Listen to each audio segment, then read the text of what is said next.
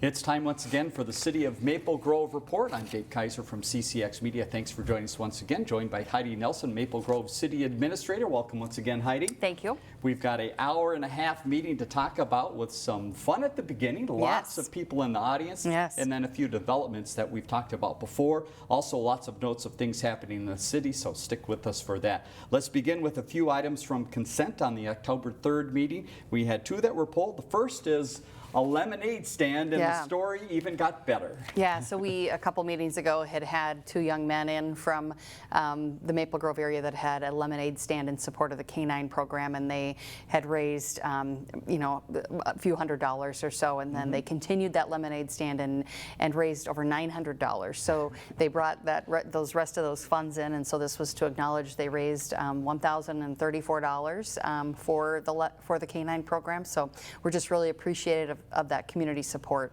for that program. Yeah, hats off to the Henry family for all the work they did.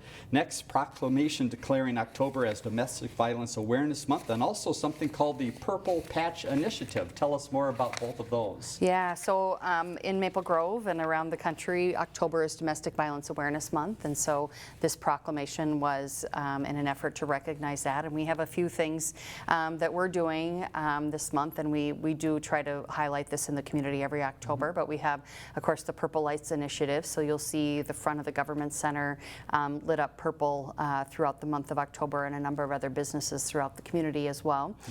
This year, the police department has their Purple Patch Initiative. So they created a police department patch in purple for the Domestic Violence Awareness program. It is a bit of a fundraiser. They're selling them for $10. $5 of that goes to the Maria's Voice program to help with their efforts around education and awareness about domestic violence issues in the community. And then tomorrow night, Thursday night, we'll be having the vigil over at Town Green, and that's put on by Maria's Voice. And then the Domestic Violence Action Awareness Group here in Maple Grove is part of that as well, and that'll be to talk about the continuing issue of domestic violence in the community, bring awareness, and provide honor for those that have lost their lives. So lots going on here this month in honor of domestic violence, and we just encourage people to reach out, take a look at the Maria's Voice website, and also if you're able to attend the vigil on Thursday evening, come and attend. Let's move ahead to the next item, which was recognition of a longtime employee for the City of Maple Grove. This is an amazing story. Tell us a little bit more about Assistant Fire Chief Rob Pearson. Yeah, so Assistant Fire Chief Rob Pearson has been a long-serving chief on our paid-on-call side, but Rob has a long history with the fire service. He joined the Maple Grove Fire Department Explorer program when he was 14 years old, and here we are 40-plus years later with Rob retiring from the fire department. So he joined the fire department in 1985 as a probationary firefighter, was promoted to fire lieutenant in 1989, promoted to fire captain in 1991, and then to assistant fire chief in 2005, which a role he's served in since that time. So very grateful for Rob's service to the Maple Grove Fire Department and the fire service in general. He was a leader, a great mentor for new firefighters coming on board, and so nice recognition for him. Many of the fire department staff in the room that night. They did have a celebration for him the Friday night previous up at the Lookout, and got to be there to kind of hear his sign off, his last call. So that's always that one always gets you. So grateful to Rob's service to the community, and we wish him and his family all the best in his retirement from the fire service. Now to the next part of the meeting, which was welcoming some new people, this time to the police department. So 4 new officers plus the newest sergeant. Introduce us to those people. Yeah, so we're able to swear in Officer Ben Buchin, Trent Mitchell, Flavio Becerra, and Connor Wollenzine. And so these are folks that actually joined the department, and they've been serving in other departments around the state of Minnesota, 2 from the city of St. Paul, 1 from St. Cloud, and then 1 from South Lake Minnetonka. So it's always when folks are serving in another department and they come to us, usually that FTO, that field training time, is abbreviated because they've already been out on the street. They just need need to kind of learn the Maple Grove way of business, and then we're able to get them out on solo patrol. So very grateful for these 4 that have joined the team up here in Maple Grove. And then we also swore in Sergeant Keith Stewart. So Keith's been with the department for many years, 19 years with Maple Grove PD and a couple years in other agencies prior to that. So was recently promoted to sergeant. You might recall Keith Stewart's was our first canine officer when we brought the canine program back, and so still has probably another year with Kalo in that role there, but serving the department now as our newly promoted sergeant. So congratulations to all these folks, and we're really glad they're on the team. And great to see a lot of family members there as well. So guarantee a lot of pictures taking on October 3rd. Yes. Next to community and economic development items, the one that came back off the table that we knew was coming was Rush Hollow. Give us a little idea of what the developers came back with and some of the discussion at the meeting. Yeah, so this one was last in front of the council on September 6th and was tabled for further work with the developer on their proposed development. And this is a big one. This is, over 160 acres, about 535 units of housing. So lots of transportation impacts here. This one is just north of Territorial Road, north of County Road 81, along Territorial and west of Fernbrook Lane. So if you're familiar with that area, it involves the extension of Maple Grove Parkway to the north to meet up with Fernbrook, some realignment of Territorial Road. A new park would be built up in this area. So a lot of different moving pieces with this development proposal. And when it was last in front of the council on September 6th, a lot of discussion about lot sizes. They had a number of lots kind of on the south side that were proposed for 50-foot lots, and so there was concern about that and a desire to see those lot sizes increase, or maybe the count of those 50-foot lots decrease.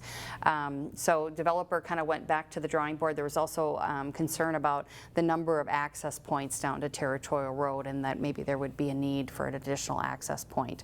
So developer brought forward a new proposal, had reduced those 50-foot lots and kind of shifted that project or that product to a more like 55-plus villa type product.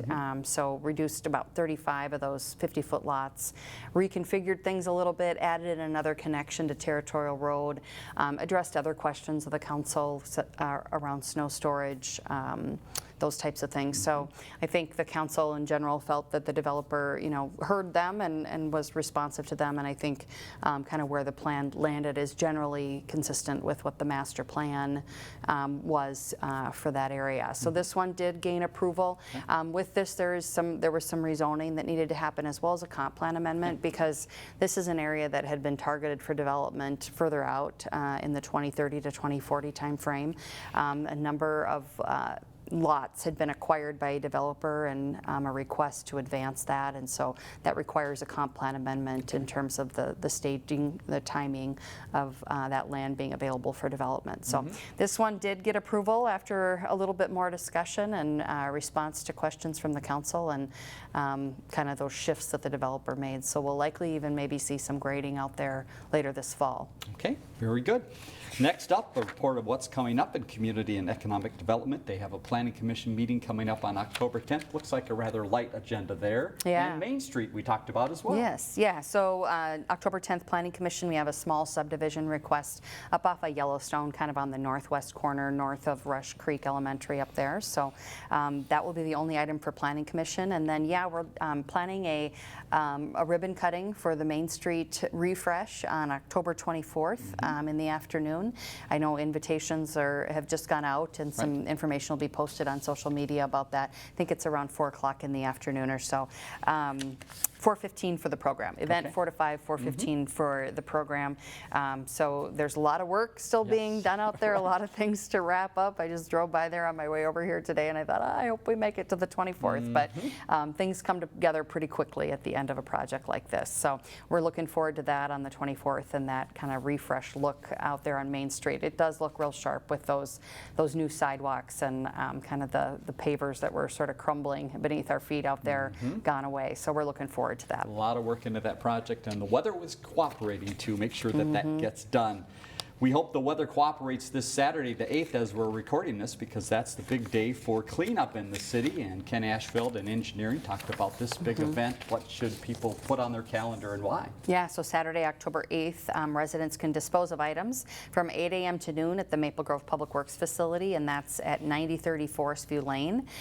You can check out the information on the city's website in terms of what is accepted there, and then for some of the items there is a cost associated with that. So all that information is located on the city website. All right, maplegrovemn.gov. Go there and find out more information about that big event. Your update, just a few items here. It looks like a busy couple nights for the city. Yeah. You already mentioned one of the events, and then also we've got voting underway. How's that going? Yeah, we have had a busy turnout for absentee voting so far. As of Monday afternoon, we had 365 absentee voters so far, about 50 to 55 people a day. We're going to continue to provide that service on the second floor of the Government Center until such time that the volume increases that we need to move down to the council chambers, probably in those last couple weeks right prior to the election. And then of course we'll be on hand, of course, on election day to conduct a full election out at the 15 precincts in Maple Grove. And so the best place if people need information about where to vote, those types of things, the Secretary of State's website is really the one great resource that you have to go find that information. So we just encourage folks to go check that out and know that we're available at the Government Center for absentee voting. All right, mnvotes.org is that site you can go to from a state level to find out. And a couple of the things coming up again, we mentioned Thursday, the Maria's Voice Vigil event is happening. And on Wednesday, a special meeting as well with the council on alcohol compliance issues. Yeah, so we did have, TGI Fridays had a liquor license compliance check failure, and they had asked for a hearing. So that'll be held later this evening at 6 o'clock in the council chambers. Very good. Last couple items related to the EDA. They approved some minutes, and they also talked about a business that is coming and something called the SAC credit, which you've heard before. Heidi, help us out. What is the SAC credit? Why is that important to the city? Yeah, so it's a sewer availability charge that when a business comes to town and they're doing a new development, that's a charge that gets paid to the Met Council to pay for that regional sewer infrastructure and access to that system. We at the city oftentimes have opportunities to capture what are called community SAC credits when one business changes from one to the other. Sometimes the new user has less of a sewer impact, and so there can be these leftover credits that we're able to capture and then repurpose them in the community, and where our policy talks about trying to help kind of experience-based businesses, small business, those types of things. So this was kind of a perfect user for that program, and so this provided 10 SAC credits to the business that we're able to reallocate for that purpose. So this is for Pints and Paddle up on the north side up by Target. Very good. So there's your recap of the meeting from the 3rd. We'll give you the next meeting date in just a few minutes and some more information if you want to contact the city. As we jump into some of the events happening around the city, one note, current note here is a recent fire that occurred within the city, so we should touch on that for just a minute. What the city wants to say as far as some of the help that came. Yeah, so real early Sunday morning, fire call at Lines Nursery and Greenhouse there, right on Pineview Lane, just south of County Road 30. Pretty impactful fire there. They lost a lot of their boiler systems and sort of the center portion of their operation there. So pretty impactful to them, and certainly Lines has been a fixture in this community, 5 generations, and a really always a great partner with the community and partner with the city. They're always kind of there, wanting to know how they can help with an event or an issue in the community. So pretty big loss here.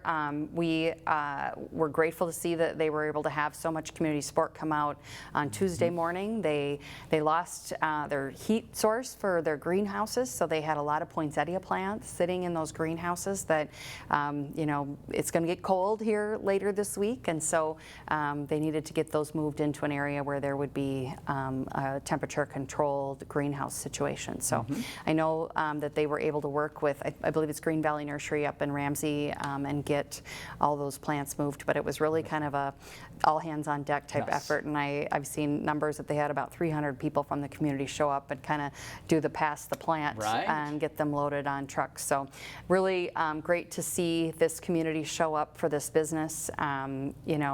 Derek Lind and his family, and of course we knew Ed Lind as well, Derek's dad, and so grateful for, I heard him on WCCO this morning, I know they're very grateful for the support of the community and how everybody's shown up to help them out. It's kind of a very difficult situation, and unfortunately now we think we might have an arson situation going on, so there's an open investigation with the Maple Grove Police and Fire Department. So more to come on that, but I know they're open for business right now. They were hoping to get their power back in the next 24 hours, so as of this morning they were kind of on a cash and carry basis. They still have a lot of mums and those types of fall things on hand, so if you're interested in supporting them, I know they'd appreciate the business and hopefully have the power back on here in short order as well. Let's certainly hope so. A couple other things that have happened or are coming up in the city. The first did happen. It's the Maple Grove Mayor's Prayer Breakfast. Give us a recap of that fine event. Yeah, so lovely gathering held last week out at Rush Creek. We had about 240 folks for breakfast that morning. The speaker was Jake Veneta, who is the founder of the Breakfast Club. The first one started out in St. Michael, Albertville, and so then many others have started in other communities, including Maple Grove.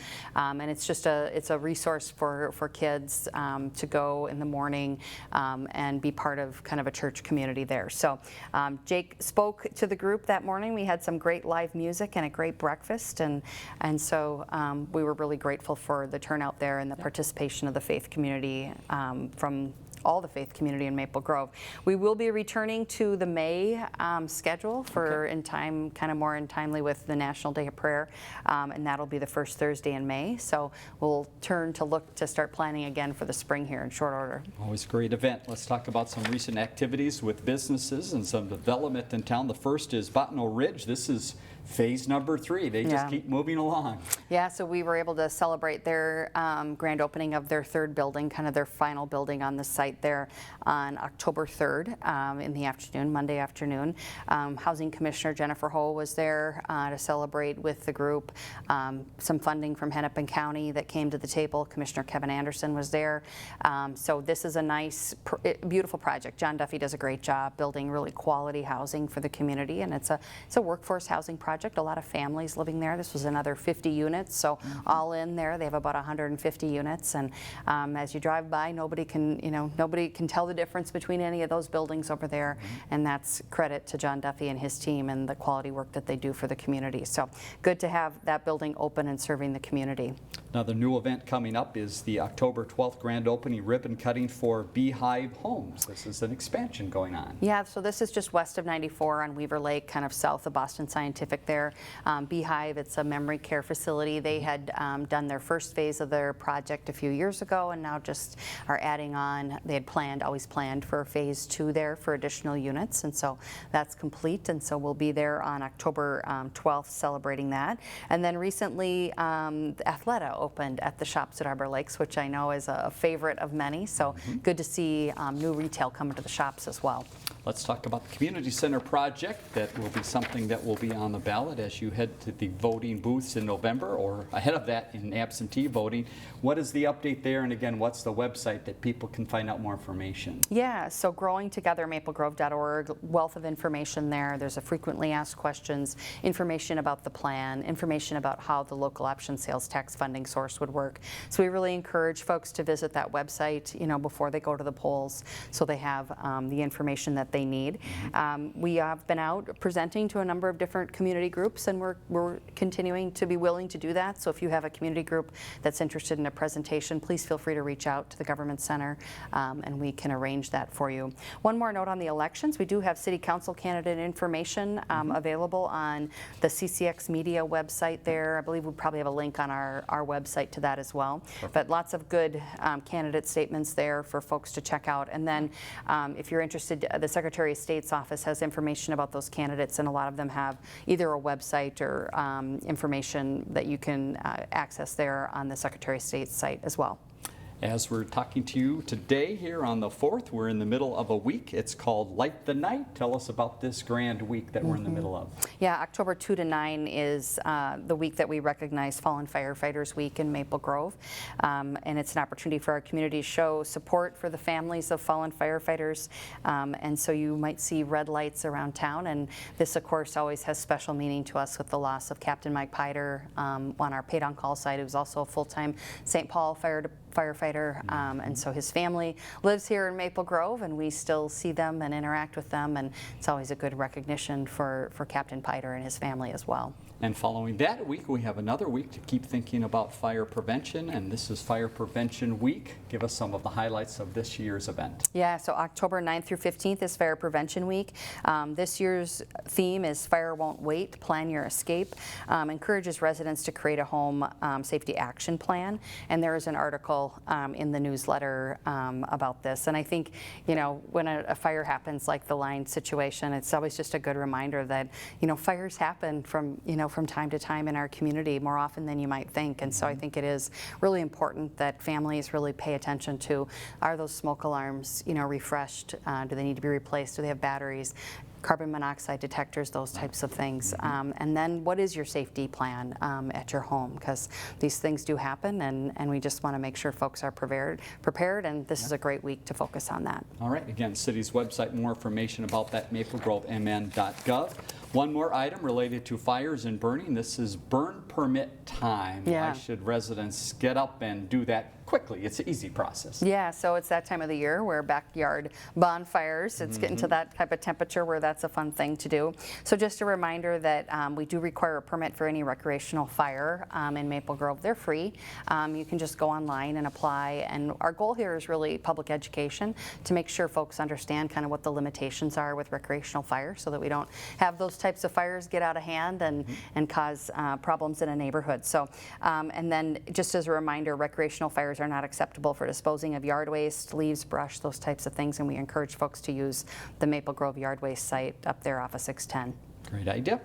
Couple final events to touch on. One is coming up this Saturday, October 8th, again as we're recording this, and it has all to do with this fall season. Yeah, so Harvest Toberfest this Saturday, October 8th. Everyone's invited to Central Park. This is from 4 to 9 in the afternoon. The fall event includes food trucks, beer, local vendors, and live music, and this one's being sponsored by Maple Grove Parks and Recreation and Omni Brewing. Speaking of Park and Rec, it is now time to look for some information about new programs to get involved in. Where can residents find this? Yeah, so the fall program guide for Parks and Recreation is available now online, as well as there's the activity guide that you should have received in your home. So we encourage folks to check out the programming offerings for this fall. And one of their key areas is the community center, and happy to report that the maintenance program went well. Yeah, so we closed down generally kind of after the Labor Day holiday for some annual maintenance on both the gymnasiums and the pools, and that is all complete now, and so everything's back open per normal schedule. Final note to pass along, 'tis the season for a lot at the farmers market, and we want to give you some of the dates. When are the next markets, and still a couple outside? Yeah, we're running through October 20th outside. We have trimmed up the hours from 3 to 6. It's getting darker a little bit earlier these days, so join us outside on Thursdays through October 20th, and then we'll look forward to, once we get into November, you know, some dates associated with the holidays coming up for indoor markets as well. Good. All right. A lot to watch for in the city of Maple Grove. Heidi, thank you once again for the update as always. You're welcome. Let's leave you with some information about that next meeting date. It is on October 17th at 7:30 at the Government Center. You see the phone number down at the bottom of the screen, and that website, all important with lots of information, maplegrovemn.gov. Thanks for joining us once again on the City of Maple Grove Report.